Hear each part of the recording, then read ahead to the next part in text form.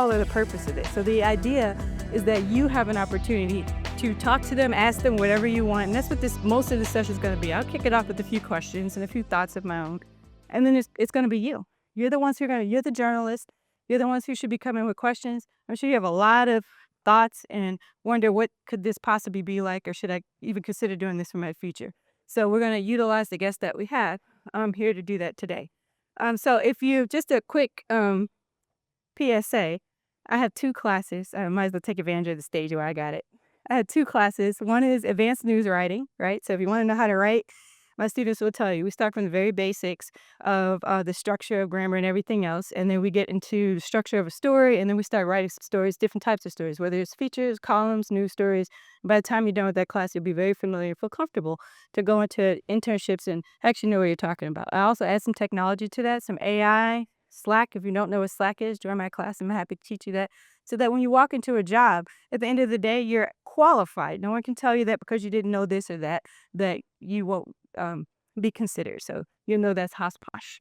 The second class that teaches editing, which is different than writing. That's a more critical thinking exercise and to make something better and clear.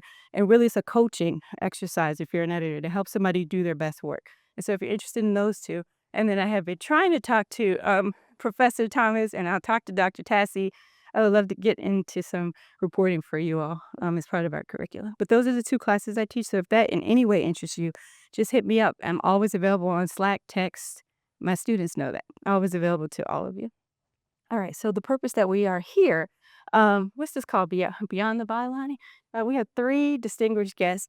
So I would love for each one of you to introduce yourself. We have Ernie, Suggs, Wicker, and Mike Jordan, who all are incredible journalists and do different things when it comes to journalism. So Ernie, why don't you give us the crux of what you do? Good afternoon. It's an afternoon yet. My name is Ernie Suggs. I am a reporter for the Atlanta Journal-Constitution. I have been here now, August makes 28 years. So that's longer than most of you all have been alive. And I've been at the paper so long that I've covered everything from, my first job was night cops, working from 3 to 11. I covered the Senate, the city of Atlanta, DeKalb County, higher education, K-12, and everything that I've ever done has always had an underlying of covering race and culture. So everything I've done from when I started in 1998, when I was covering cops, it was always about race and culture. In Ferguson, that was what, 2013? What year was Ferguson? 2014. I went to Ferguson, and that's when I really started covering race and culture full time. As you remember, some of you guys are very young, but Ferguson was kind of like one of those first events that set off a long line of events that were happening to Black people all over the country. So every time one of those events happened, I was the reporter who was going out there covering that for the Atlanta Journal-Constitution. So that day, Ferguson basically launched my second career as kind of like this solely race and culture reporter. So that's what I do. That's what I've been doing, and I love it. And I love to talk to you guys about it. And I've learned a lot from your work too, so I appreciate it. Thank you. Jewel. Hi, I'm Jewel. Nicole is my ex-boss when I was a staff reporter at the AJC. We were the dream team. She was high editors. And in the 8 years, I wouldn't say since I left the AJC, I've been a freelance reporter. I write about entertainment and culture. So that includes profiling Lil Baby and Gunner for GQ, covering the YSL trial for Billboard and Vice and Vox and a number of places. To also hosting, editing, podcast, reporting, and producing podcasts. So in 2021, I hosted the podcast Gaining Ground in Georgia about the Senate runoffs after the presidential election in 2020 that were historic here. Did not realize we were also covering an insurrection, but that also happened on the day of the results. So covered that and won 2 podcast awards for that. Am currently working on a culture podcast right now about Atlanta that will come out in Denver via iHeart. And I also on the side co-host a podcast called Black People of Paramore with a friend of mine. It's not all about Paramore. It's about the common, uncommon interests of Black people. So it could be Paramore, it could be skateboarding, it could be about anime, all of the things that people don't necessarily associate with Black culture that we like to participate in too. Also white parties and things that we are known for. Yeah, that's me, reporter and podcaster. And I think she's great at culture. I was talking to one of my students that's into podcasting, so you might want to hit her up after and ask some advice. Mike. Good afternoon, folks. Mike Jordan. I am a native of the South, born in Nashville, raised in Huntsville, Alabama, and been here since 1995 to attend Morehouse. This program was not around when I was here, so you all should feel very, very blessed and fortunate to have the great faculty and staff. Nicole back there, who I see, give you your shout outs as always. But really, this is an amazing thing, so I was very happy to be here with you all today.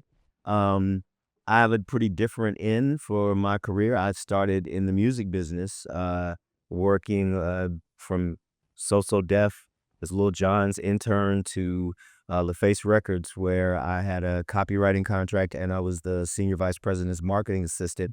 But I got my first byline at Rolling Out, which is still around today, and it's a Black-owned press, which you have a lot of really talented, very, very prominent journalists here in the city. Their first bylines, including my good friend Maurice Garland, including Rodney Carmichael, including my wife Jacinda Howard, including a lot of really important people. So when LaFace closed in 2000, I had a choice of either going to New York City and moving there for a very small salary and what New York life takes, or staying here. So I pivoted into journalism, got an internship at CNN, and moved back home to Huntsville, was an entertainment reporter for the Huntsville Times, an on-air personality at WEUP, a heritage Black-owned radio station, and really started to lean into it there. I moved back here, got a position, was doing some, well, I'll tell y'all the funny story of me being my first editor job later on, but got into hyperlocal journalism, and I am a culture journalist. My job today is I'm senior editor at UATL, which is the Atlanta Journal-Constitution's Black culture franchise, which we have built off of a platform that Ernie and Nedgerone originally started called Unapologetically ATL, which is a newsletter and more building up. And so we've taken that, created UATL, which is a full-out brand with experiences, events, podcasts, many other things. And of course, really important journalism that is centered on the fact that our journalists are actually in the culture.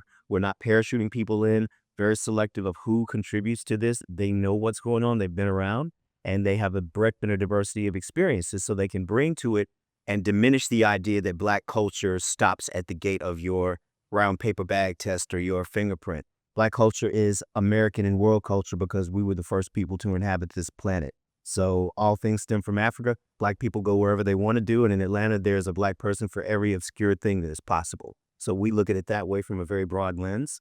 Very excited about the work we're doing. I hope everybody here is following UATL. If not, it's UATL on all platforms. And We'll make sure we share the URL. I actually share that brand in my class a lot. So, us. so I'm very happy about that. And yeah, when I was at the AJC, I felt like Ernie was the main point of that kind of conversation. We're so yeah. Thank you. So I'm very glad to see that's expanding and acknowledging the Black community in Atlanta, which defines Atlanta culture. So here's what I'm gonna do. All right. Let me talk to you for a minute. You have the opportunity to ask them anything you want. That's why I handed out those cards, right? So I'll give you an opportunity to reflect, and we'll just sit for a second, and I'll let you write, and I'm gonna throw it in that little fishbowl right there in the front. I'm gonna let them fish it out and ask the question. And you can claim the question if you want, or you can sit in the back if you want it to keep it private. But we're just gonna go rapid fire to your questions. But I'll start off with a few while you're writing it. But I just want you to have an idea that you can ask whatever you ask. I'm gonna put myself in your shoes, like I was when I was in college, thinking about what should I do with this journalism thing, right? So here's some of the stuff I wondered. Right? I wondered, how do I get my first job? I wondered, how do I figure out what beat should I actually cover? Like, what topic should I cover? How much can I actually make on a job being a journalist, right? And is it worth my time when it comes to my finances? Should I think about graduate school as a journalist? Or is that something I shouldn't consider? Right. What would happen if I got a fact wrong, right? And how can I actually avoid doing that? How can I make contacts and find sources when I'm actually brand new, right? I don't know anybody in the community. How do I get to know my community?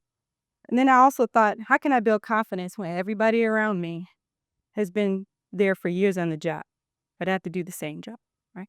So think about the questions that you actually want to ask.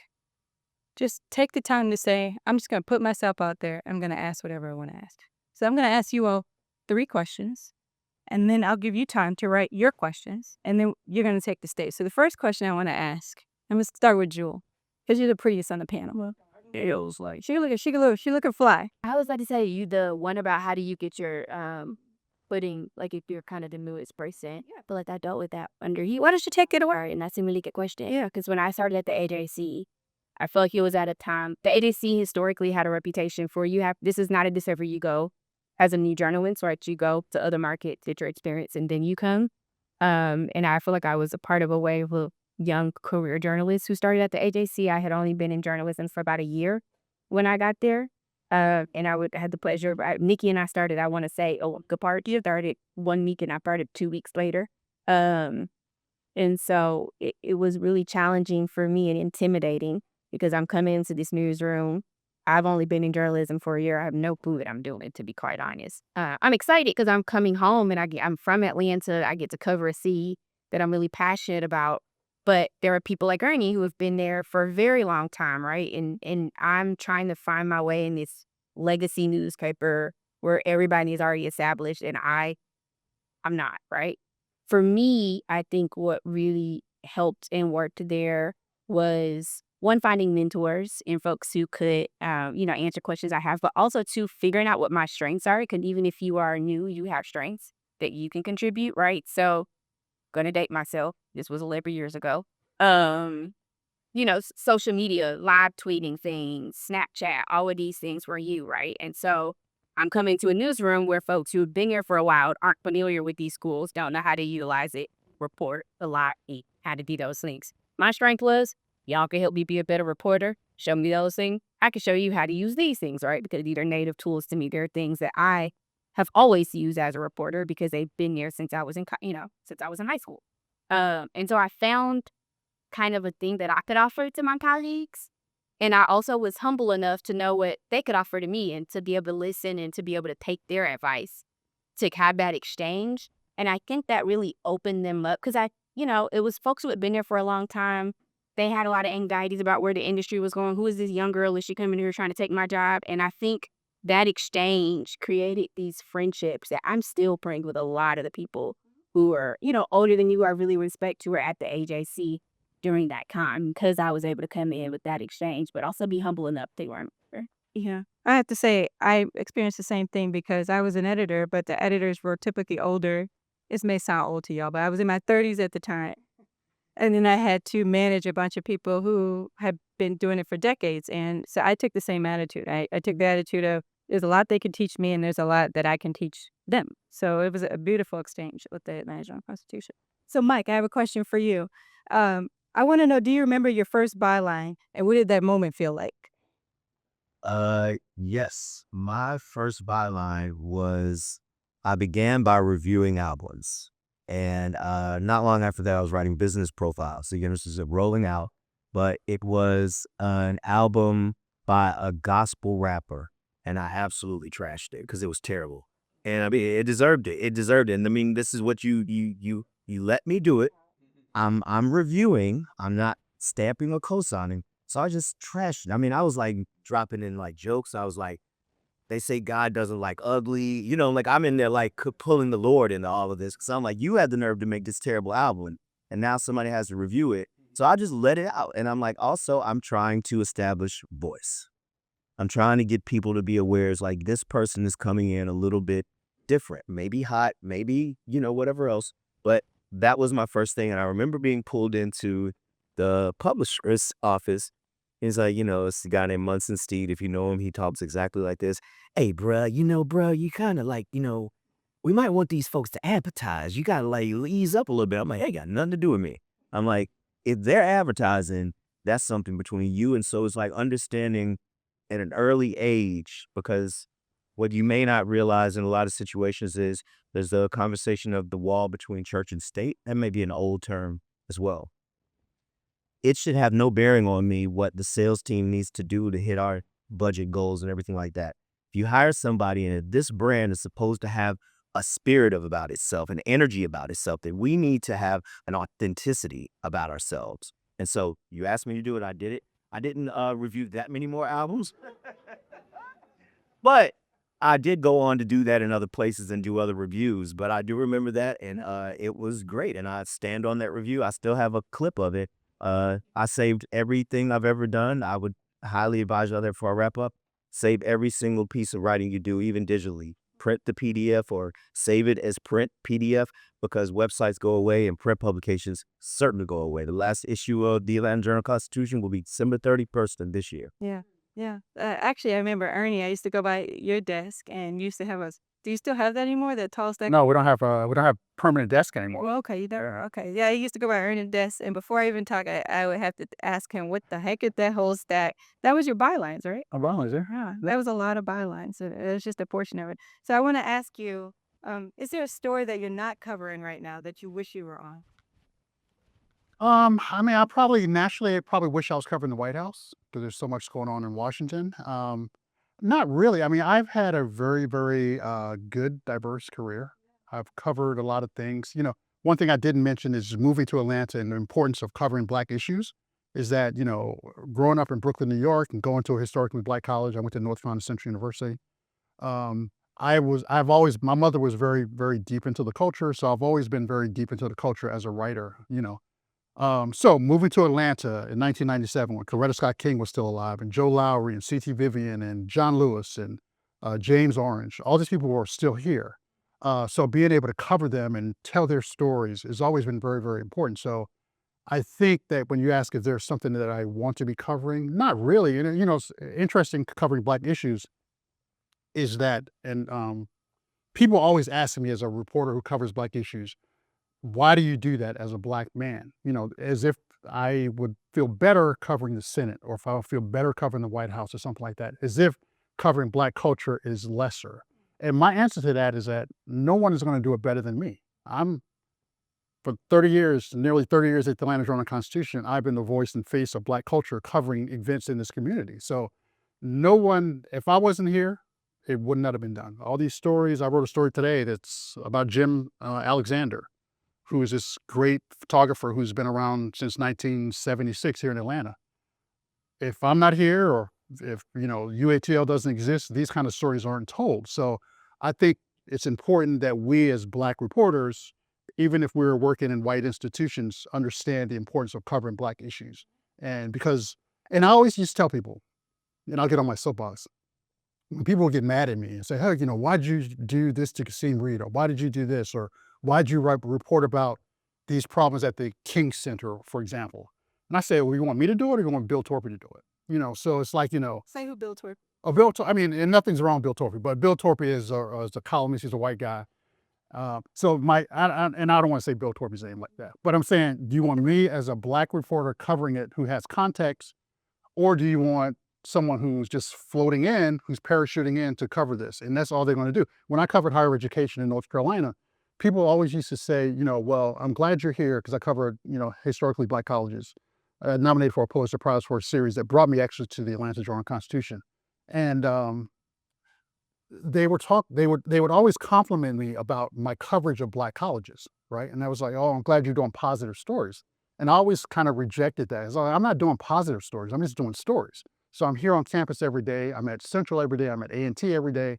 I'm at St. Aug and Shaw every day. So I'm writing these stories. So when you fail your audit, or when your president gets fired, you can know that, oh, Ernie's coming in to write this story, because you can trust him. He knows the system. He knows what's going on. So then when I write these positive, quote unquote, positive stories, it's not positive necessarily. It's just coverage. And that's what I think that has become an issue in covering our people and covering our issues, is that we're not there. The media is not there every day. The media just pops in and they pop out. So it's important, for you as journalists, for you as Black journalists, to always have that consciousness about yourself. Because like I said, when I came here, I covered night cops and the Senate and higher education and K-12, but I always did it through a lens of Blackness.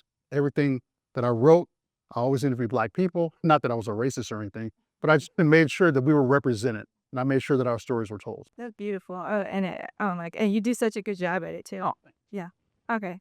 Remember I talk about this? I hope you guys. So take the time to write some questions. I'm gonna just give you a couple of minutes. We're gonna mix this up a little bit, and if you want to own the question, that's fine. If you don't want to own the question, it's fine. But why don't we so you're just gonna pick one, and you're gonna answer it. Read it out loud so people can hear you nice, good in the back. And I want Ernie to answer the first question. All right. You ready? I guess is a question. Great ways to get your first job. How to not stay complacent and keeping elevating in the journalism space. Pay and ranks. Who asked that question? Go ahead. I All right. like somebody thinking about some money here. All right. Well, let me. Great ways to get your first job. I tell everybody this, and particularly students at Black colleges. Y'all have got to, first of all, use your resources on campus. When I was online, I'm an alpha, as you can see. One of the first things they told us to use your resources, right? So you're on campus. I assume you have a TV station. I assume you have a radio station. I assume you have a newspaper. Use the newspaper, right? Yeah, okay. Yeah. Newspaper. And you have professors who are there who are teaching you this stuff. Use these opportunities to get as much as you can out of your own institution. The second is getting an internship. And internships are so very important. And I say this, and hopefully I don't want to offend anyone, but every May or every June or every February, I get calls from college seniors particularly historically Black colleges, and I'm going to just say that out loud, out front, who are looking for an internship or who are about to graduate and looking for a job. They have not had an internship. They've not worked in their school newspaper. They've not done anything to prepare. So the way to get your first job is to, first of all, use your resources on campus. And second of all, your freshman and sophomore years, start looking for internships. Start making these contacts with, the Atlanta Journal-Constitution and local small Black newspapers. Get your name out there. Because one of the things about journalism is that, you can have a 4.0 GPA, but if you can't write, if you have no proof that you can write, then nothing is going to help you. It's not going to help you at all. So you got to have some kind of evidence. You got to have some kind of paper trail, so to speak, of who you are as a journalist or what you can be as a journalist. So the best way to do that is get an internship. And the best way to get an internship is to work on campus for the school newspaper and all the things that are on campus that are there for you. And you have these great professors here on campus as well. So You're preaching gospel. Just a FYI, I had 3 internships before I got my first job, and one of those at CNN turned into a job. and I got my first internship through the National Association of Black Journalists. That's how I got my start. And I got every job from them. So I need you to read it out loud, Jewel. Very similar question. What can we do now to practice and prepare for this industry? What's on the flip side of it? Being that you are relying on creativity, how do you prevent burnout and writer's block concerning journalism? And then there's another one. How long did it take you to get into the industry? What did the process look like, and what was your starting salaries? Okay. Oh, I start with that question. How long did it take me to get into the industry? I can say I went to Georgia State, and I did work for my college newspaper. And then I started it was 11 years ago. It's 15 years ago. I started a blog because that was popular right then, okay? And I didn't have all of my internships were in traditional, like, breaking news journalism, right? General assignment reporting. I knew I wanted to be an entertainment reporter. I wanted to have clips that showed that I was interested in entertainment. So actually, when I was a senior in high school, I started a blog and a web show. And I kept it going until I graduated college. And so those were my entertainment reporting clips, right? Like, I would review albums. I would try to challenge myself to write trend pieces about what was going on, not just like this happened, but really have like a voice and really have, thoughts about what was going on in entertainment. And so I did that. I got my first kind of internship in a traditional kind of media space, fresh out of college. I got it when I was a senior. And that summer I interned in a magazine. And then after that, I was like, weird jobs. What's going on? And I'm like, calling it out. I was panicky. The AJC was actually going to give me an internship in the fall just until I figured out what I wanted to do or what I was going to do. But I ended up getting a job in Harrisburg, Pennsylvania as the entertainment reporter. I moved there. And so you didn't know this? I remember that. Yeah. And I got the job at the AJC about a year, and they said, are you tied to Harrisburg? And I said, please bring me back. So it took about just less than a year, right, when I graduated college, but because I started laying that foundation when I was in high school, right? You don't have to start a blog. I understand that is a little outdated. There are many things that you can do, though, right, to establish your voice and to have clicks, audio, demos and things like that to showcase as you are trying to get into the job. I'm curious about that salary one. My starting salary in Harrisburg, Pennsylvania was $41,000. again, 11 years ago, that was actually not a bad, actually really good year salary for a job. Again, this was in 2014. But yeah, I made 41,000. I remember calling my cousins who had been an on-air reporter for years, and she was like, "Excuse me," like she was. I just started making that, and I've been here for years. So I was very fortunate and very lucky that I started there, and then I got pretty big pay bump when I moved to the AJC. So I was always very fortunate in that I started out pretty well, burnt out of power. You're my hair, sorry. What be with the, you know, I mean, like, what am I doing here, Bert? Where do you want me to get them up? Wait, before you move on from that, you want to share? What's that? What was your starting salary? Your first job? I mean, I'll give you my first rate. My first rate was 10 cents a word. My first salary was 35. Okay. What about you, Ernie? My first job was in 1990, so it was like in the 20s. So I wasn't making any money. I mean, I was making money, but my first job was literally 1990. I graduated from college in 1990. So I wasn't making a lot. Yeah. Well, I guess I was. I had a You car. did better than me. So I started my first job in 2003. I was making $22,500. But also, we got to adjust for inflation and like time. Even adjust that would be 24 times. Billing and credit. Really? Means different. But what other? There was one about being that you all rely on creativity, how you prevent burnout, and like great one like concerning journalism. Sometimes your job is your job, then you still got to do it even if you don't feel like doing it. But there are things that I try to do. Sometimes something as simple as a change in environment will help me. So I work from home. I've been a freelancer for 8 years. I really have worked hard to make my office look like something so that maybe I will be motivated to go into the office and not work. I try not to work in my bed, on my couch. I try to really have a designated working space. Sometimes I don't want to go in there. You get my dog barking. There's food in the other room. I'm not motivated, right? So I have a little co-working space that I go to. It's cute. You know what I mean? Outside the house. It's next to a little sandwich shop that I like. So sometimes that's what my motivation is. And that's how I prevent kind of getting into that stagnation. I got a story due. I have to turn in the story. We've reached the ends and what we can procrastinate. Paint up theory, do something like that. Again, it's something simple, but it's a way for me to kind of treat my brain into getting a few little extra pieces together. Whose question was that? Are you on? That was a great question. Really good. Yeah, it's a very good question. I think that's something probably you're gonna tackle your entire career. Is we should find out the right. Like there are times where I do things better in the day. Like I write better in the morning. Now I don't always get that luxury. Sometimes I have things to do in the morning. I got to write in the afternoon, but I write better in the morning. I like to be my afternoons for meetings or doing interviews, right?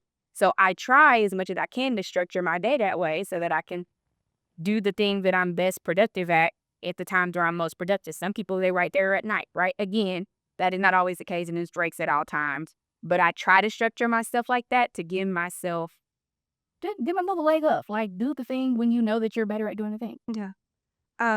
Just and then I'll have you pick one. You can keep that as a gift. I will say with Jewel, working with her, I don't think I ever remember you saying no. Like even if you weren't confident, like I don't remember you saying no. Like she always took opportunity. Like if I wanted to send her somewhere, if I wanted her to do a story that maybe she hasn't covered a lot, or if I wanted her to do some live stream, like you said back in the day, that was like the thing. Do the live stream that I can't get any other journalist in the newsroom to do.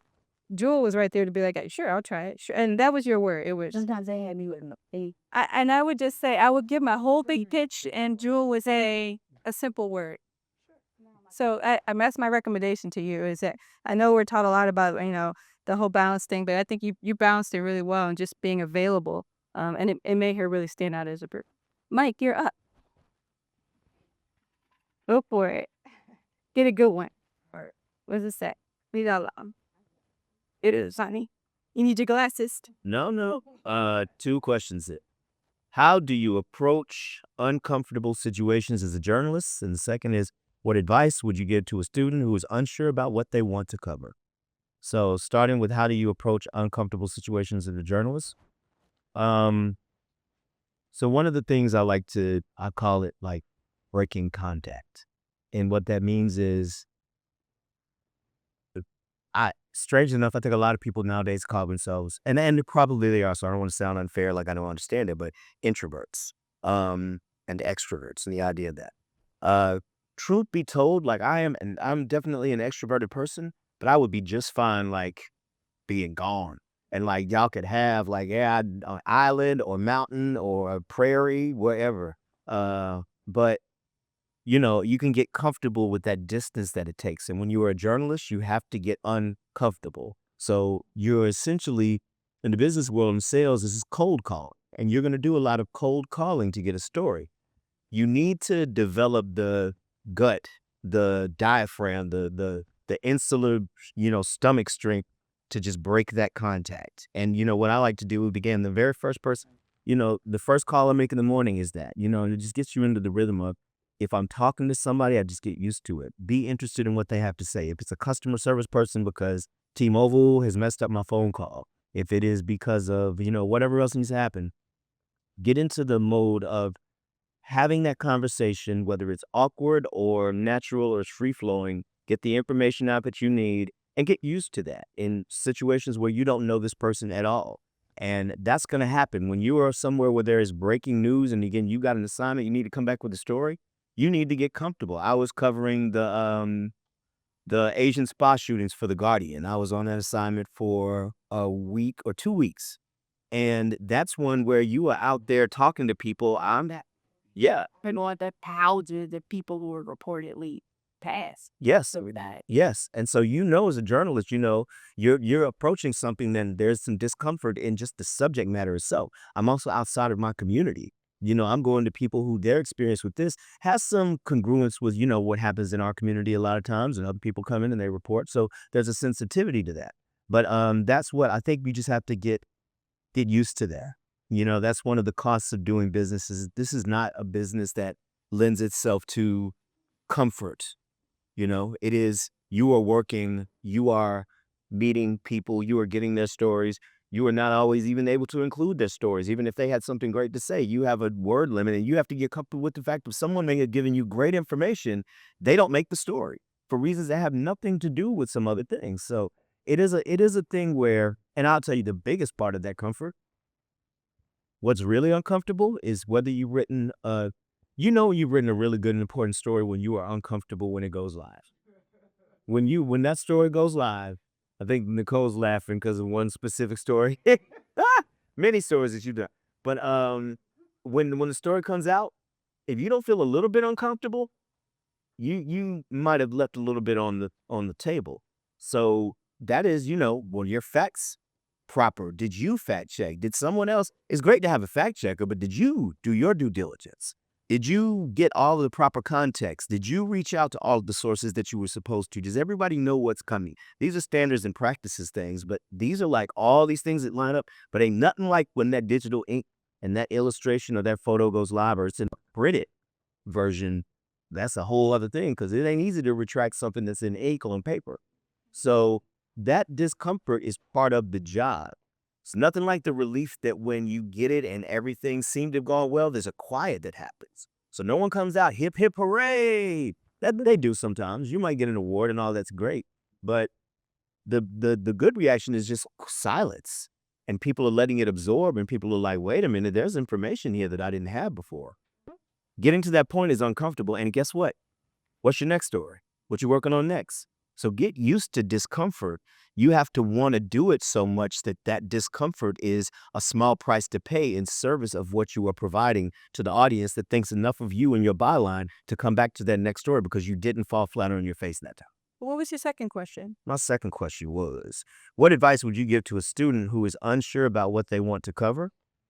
Get out there and start covering stuff and find out what so I don't want to hear that. I mean, like for real. Yeah, like for real, you find out. I mean, most people probably at this point might immediately look at me and say Mike is a food journalist. But I started in music and I wrote for Curbed for several years covering real estate. I was the editor-in-chief of a tech publication called Hyperponderous that covers tech and innovation and startups in the Southeast. Wrote for the Wall Street Journal for several years, writing about business, but culture in the context of business. And you know what's hard to do? Write about culture in the context of business because the Wall Street Journal want data. So how do you quantify culture? You got to find something that's actually not just trending and you know about it. These are the vibes. No, like what's the research say? Get some reporting done. How do we know this is happening? We don't know this. We're just taking your word for it. all due respect, Mike, you're just a weird black dude that we think is okay, but can we trust you? So you need to have all of those things, but you got to go all about it, and you find out where your strengths are by leaving yourself open to a wide range of coverage opportunities, and you learn more. There's also the analogous thing that happens. What I know about covering real estate and what I know about covering tech and what I know about covering music has all helped me cover food. And guess what? When I couldn't find a job in journalism for 10 to 12 years, I was working in restaurants as a bartender, as a server, and also would do copywriting for agencies, for Face Records, for all those places, as I was trying to get firm footing to establish myself as a journalist, which I certainly am. So all of those things help me understand real estate is very important to restaurants. If you can't get a good deal on a lease or buy your property outright, where are you going to go?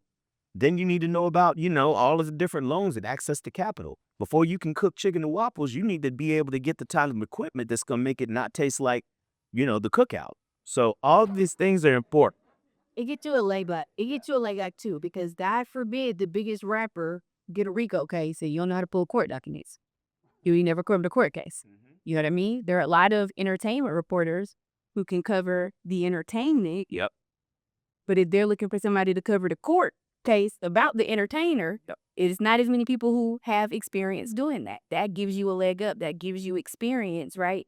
Because I have a lot of people and they come to me and they're like, I want to be an entertainment reporter. I always knew I wanted to be an entertainment reporter. And I've of course heard from folks when I was in college who were like, that's not a serious beat. Don't take that seriously. I ignored that because you do want to cover what you want to cover. But get experience covering other things, right? Because that makes you more well-rounded in entertainment. Entertainment and culture intersects with politics. It intersects with crime and courts. It intersects with race. It intersects with, all of these things, right? And that is what makes you a better reporter. It makes you ask when everybody and their mama is doing a cover story on Lil Baby, you having an understanding of what West End is like and gentrification, maybe you can ask him different questions than everybody else who interviewed him. So now your piece reads differently. It has a different perspective. It helps it to stand out. So being well-rounded matters. I'm gonna add one thing, that joke I was going to say, like my first editing job, and this is relevant. My first job as an editor, the first place that ever hired me to be an editor was a strip club publication. What a tip job, huh? And actually, because I'm like, I've always looked at the strip clubs like I look at the casino. The house always wins. This is a business. So, I mean, this is, when I was asked to take the job, I didn't know I was applying for a strip club magazine. That was just, you went on Craigslist and it was a publication, and how I ended up being there. But I asked a lot of people, some very, important and prestigious and family members, and everyone said, take it. They were like, the job is the job. You need a job. And this is also editing. So yeah, so you would put this thing here and everything is the job, take it. Taking that job led to one of the first real serious opportunities I had, which was to launch a publication called Thrillist here in Atlanta. First black editor they ever had, the only one they ever had for a very long time. But that was a big deal to be the founding editor and the person who ran the bureau chief for Thrillist. And the reason I got that job, the editor-in-chief told me, is like, over everybody else who applied, we saw on your resume that you had been the editor of a strip club magazine. That made me interesting. From there, I got to cover openings of restaurants, of businesses, of tech, of all those things, and it led to other things. And that helped.